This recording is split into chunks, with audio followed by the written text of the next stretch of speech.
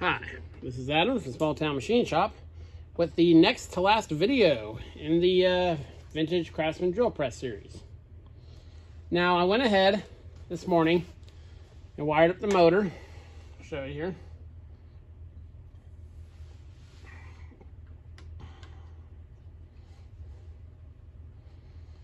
Come on. Okay. We're all wired in there. Now, I was able to flip the motor, like you see here. A few little tips here. When you're working on your motor, cutting wires and stuff, stripping them, don't have the back of your motor up. I know it's easy to work on the bench that way.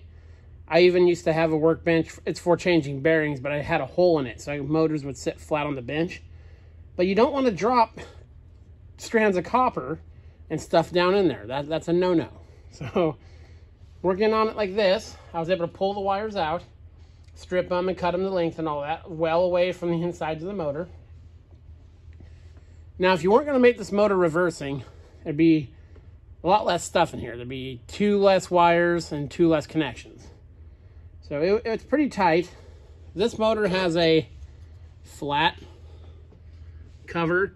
On a lot of motors, there'll be like a bulge here to facilitate more wiring stuff in there. You could have used, if I was just going to have this spin one way, there's this depression right here that a lot of motors have. This one actually has 2. You can run the cord in there and then do your 4 connections. This is a pretty common thread that's on these that have a punch out. This weather tight fitting screwed right in there, so that's what I used. You could also thread in a normal clamp, you know, type like that. It'll look like sometimes that you'll never be able to fit all the wires in there and get them plugged in. You can bend the tabs a little bit in there to make your angles better. You don't want stuff under a lot of stress in there. And just take it one thing at a time. I did my ground first. Then I did the 1 hot wire. Then I did the power wire. Then I did just go through one at a time, cutting them to the length. And it'll look intimidating at the beginning because there'll be a lot of wires hanging out. And you're like, there's no way that's going to fit. If you do it carefully and mind your cut lengths, you can do it. So, we have it wired in. I have not plugged this in yet. One thing I like to do is before I fire anything up, it just takes a second. Take your gauge, turn to the continuity check. This one will beep.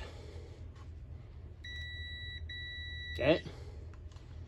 What we want to do, stick one on our ground and touch bare metal on the drill. See, this is all grounded. That's the screw lug. There, so now we know it's grounded. Then what we want to do is take our plug and make sure none of these are grounded. There's not continuity between your ground and any of these.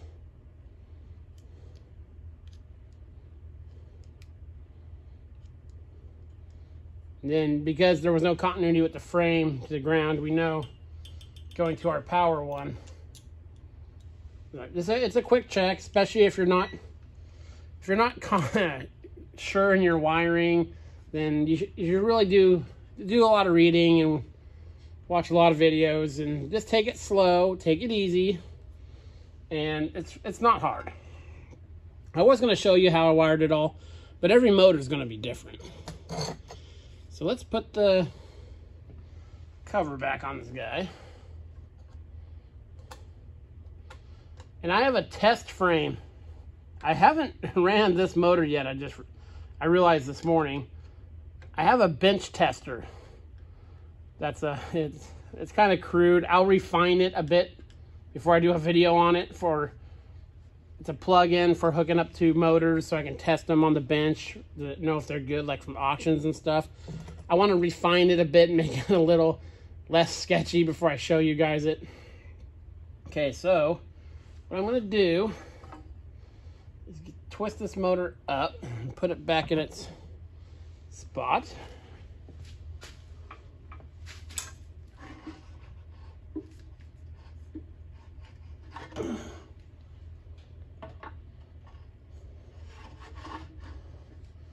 That'll be good enough for today's video, because before I run the quill, I need to find the depth stop.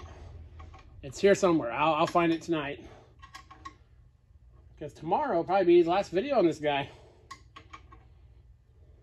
So, okay. Get back in front of here. Belt out of the way. There's our motor.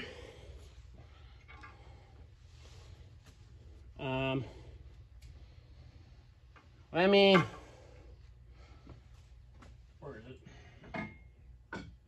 They put this cover on so I don't hear it in the comment section.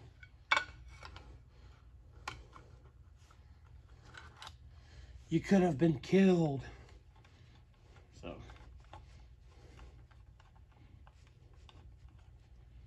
Okay. So, you look at the switch. That's forward, so that should be this way, clockwise. Okay, let's plug it in. Make sure it's in neutral. Okay. Let me zoom you in a bit. Let's flip her on. There we go. It's a nice quiet motor, and let's see if we're turn it off.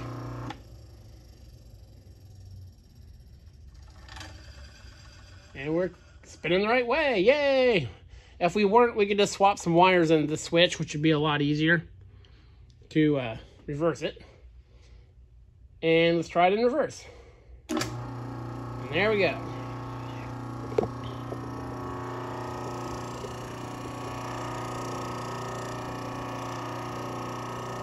Doesn't even look like it's turning.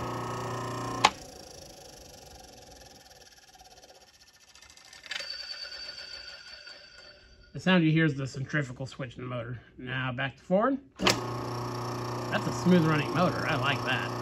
That's a million times better than that water cooler motor.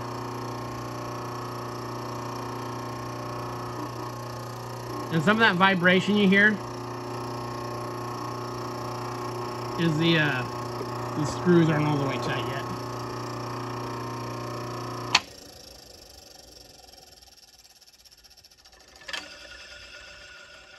So, very cool. Set you back down. Zoom you out just a bit. Unplug the drill press. So yeah, our motor is wired successfully. Our switch is wired. We got a belt. So now, all that's left to do on this guy is I will find the, this is why I didn't want to run it, because this needs to be up on the quill, the non-turning part. You need to find that depth stop and put it on. And then I was going to take this back off and paint it, but the guy wants to paint it himself. He's actually going to do some kind of flame stuff on it. I don't know how tasteful it will end up being, but it's a drill press, so, you know, whatever he wants to do. So yeah, we'll get the depth stop going, and we'll go through take some cuts and stuff with it next video, and it'll be completed. This is Adam from Small Town Machine Shop. Please comment, like, and subscribe, and thanks for watching.